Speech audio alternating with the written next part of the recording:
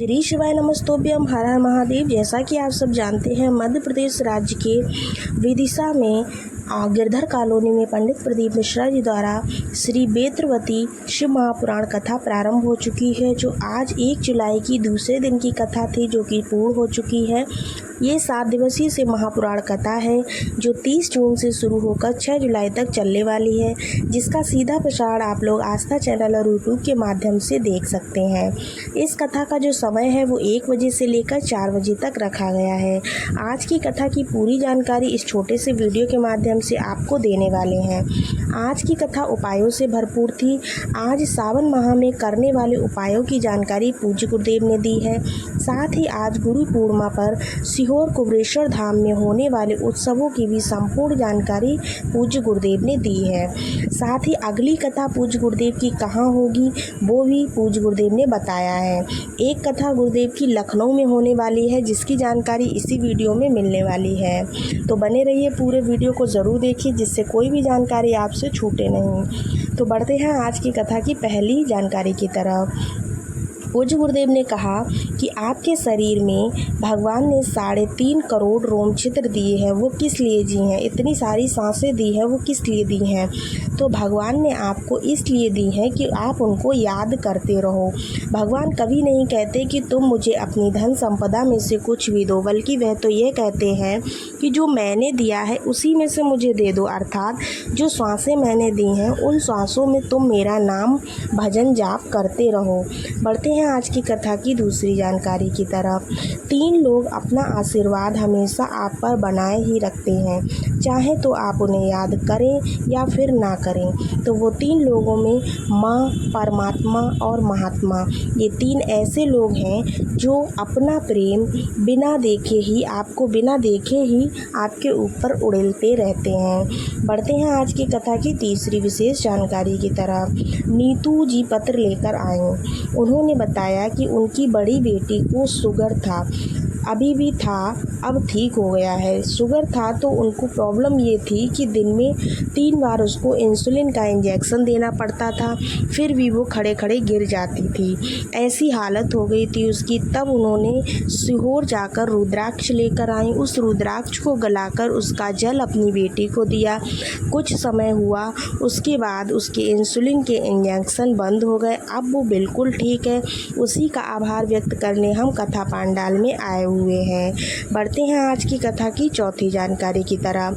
सरोज राजपूत पत्र लेकर आई। बहुत ज़्यादा परेशान थी, बहुत परेशानियों ने घेर रखा था, समस्याएं बहुत ज़्यादा थी जीवन में, दुखी हो गई थी। तब उन्होंने मंदिर जाना शुरू किया।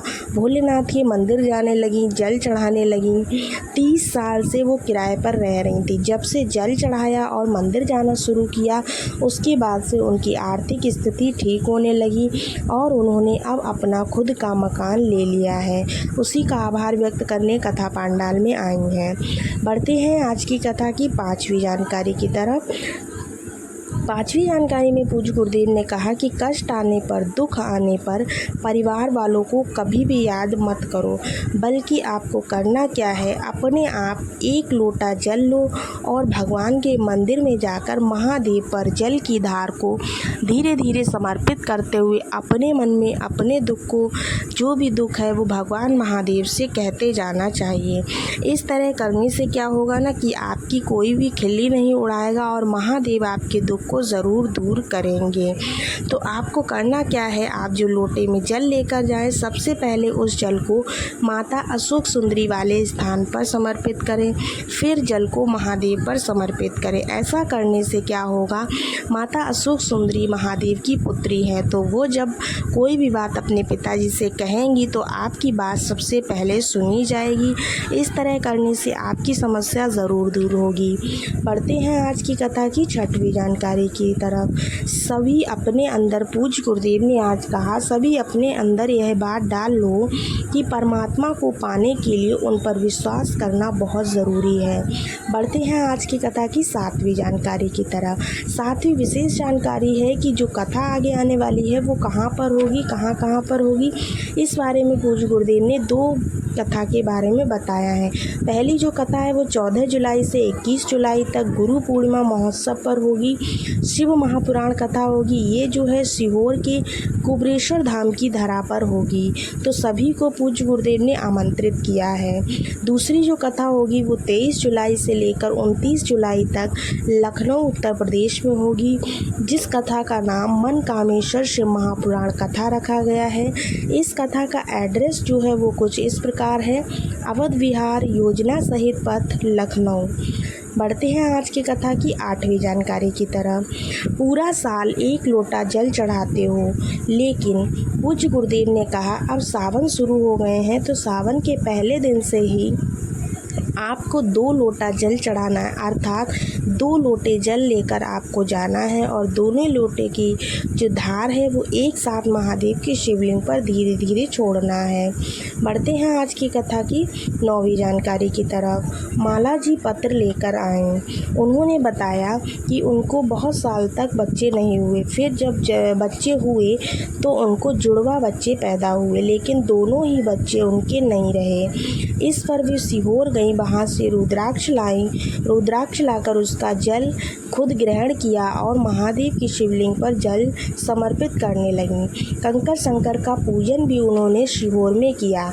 इस प्रकार करने से उनको संतान की प्राप्ति हुई है। उसी का आभार व्यक्त करने कथा पांडाल में पहुंची हैं। बढ़ते हैं आज की कथा की 10वीं जानकारी की तरफ। गुरु जी ने कहा महीने में पूर्णिमा हो गई, अमावस हो गई, या फिर सोमवार हो गया, या फिर बृहस्पतिवार हो गया, ऐसी कोई विशेष तिथि आप बना लें। महीने में बना लें, 6 महीने में बना लें, साल भर में बना लें। एक विशेष तिथि का ये नियम बना लें कि एक दिन हमको ब्राह्मण जन को बुलाकर श्री सत्यनारायण भगवान की कथा को करवाना है। साल में एक बार इस कथा को अपने घर में ज़रूर करवाएं। बढ़ते हैं आज की कथा की 11वीं विशेष जानकारी की तरफ। सावन में जल से ज़्यादा आपको मंदिर में साफ सफाई पर ध्यान रखना है, क्योंकि सावन बरसात का मौसम होता है, तो ऐसे में मंदिर में बहुत ज़्यादा कीचड़ सी हो जाती है, पैरों के ज़रिए मट्टी आती है, तो इसका आपको ध्यान रखना है। जब आप मंदिर जाएं तो अपने साथ एक सूखा कपड़ा लेकर जाएं, जिससे कि आपको मंदिर की सफाई ज़रूर करनी है। निर्माल्य जो भी हो उसका विसर्जन किसी गड्ढे में कर दें। सफाई करने से सभी की समस्याएं समाप्त हो जाती हैं। जैसे जैसे मंदिर की सफाई आप करेंगे वैसे वैसे आपके जीवन से सभी समस्याएं दूर होती जाएंगी। बढ़ते हैं आज की कथा की 12वीं जानकारी की तरफ। यदि आप सावन में काशी नहीं जा पाते हैं तो निराश मत होइए। किसी भी महादेव के दर्शन को नहीं जा पा रहे हैं तो निराश नहीं होना है, बल्कि आपको करना क्या है, 2 लोटा जल लेना है। जल लेकर अपने घर के निकट जो भी मंदिर हो उस मंदिर में जाकर काशी विश्वनाथ के नाम से आपको जल चढ़ाना है और यह कह देना है कि हे महादेव, मैं काशी नहीं आ पाए हूँ, तो आप इस जल को ही काशी विश्वनाथ के नाम से ग्रहण कीजिए, तो महादेव आपके उस जल को जरूर ग्रहण करेंगे। बढ़ते हैं आज की कथा की 13वीं विशेष जानकारी की तरफ। ये जानकारी बहुत ही विशेष है उन लोगों के लिए, उन बहनों के लिए जिनको संतान की प्राप्ति नहीं हो रही है। आज पूज्य गुरुदेव ने एक नया उपाय बताया है। सावन में आपको करना है, सावन के महीने में जब 2 लोटा जल लेकर जाना है तो आपको 2 नाम याद करने हैं। पहला नाम गृष्णेश्वर महादेव के नाम से, दूसरा नाम तुम्रकेश्वर महादेव के नाम से। दोनों लोटा जल एक साथ समर्पित करना है। नाम भी दोनों का एक साथ ही लेना है।